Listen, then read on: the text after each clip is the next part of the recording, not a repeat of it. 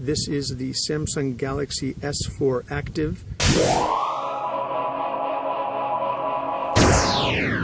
Again from Gear Diary here. I'm actually out in the middle of the lake. Don't believe me? Let me swing around the raft just so you can actually see. This was actually a peat bog until the people who built the development dug it out. Right behind me right now is actually our dock. Normally I wouldn't be out here with a smartphone unless I had it in a bulky waterproof case, but I actually don't have any case on the phone that I'm using to record this. Why? Because this is the Samsung Galaxy S4 Active. It is water resistant and a bit ruggedized.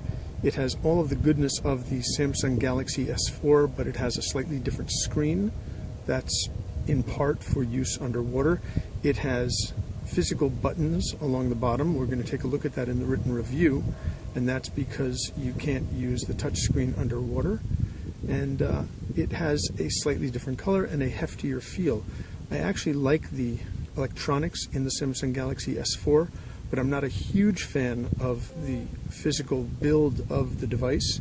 This phone actually takes all of the portion that I love about the Galaxy S4, and it fixes the physical build aspect by giving it a much sturdier, heavier, slightly beefier case inside.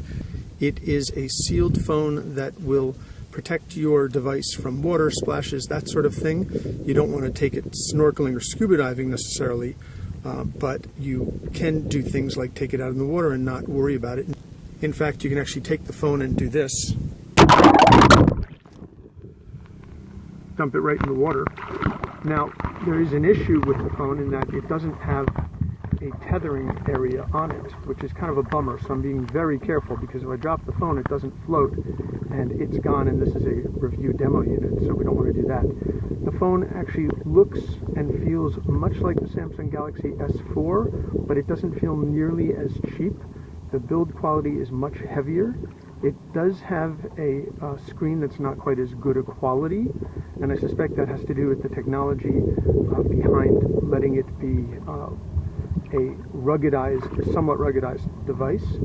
Plus, it actually has 3 physical buttons rather than the single home button that is common in the Samsung Galaxy line. Again, I think that's more about the water and rugged aspect of it than anything else.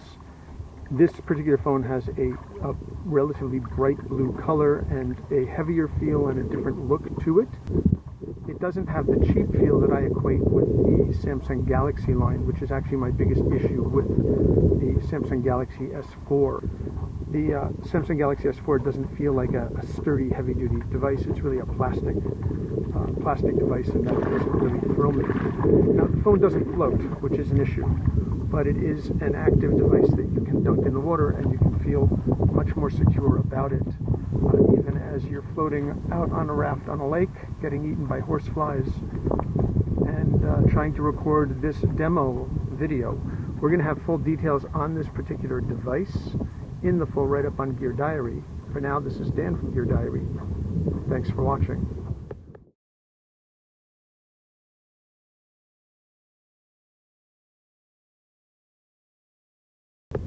Look how fast this current is going.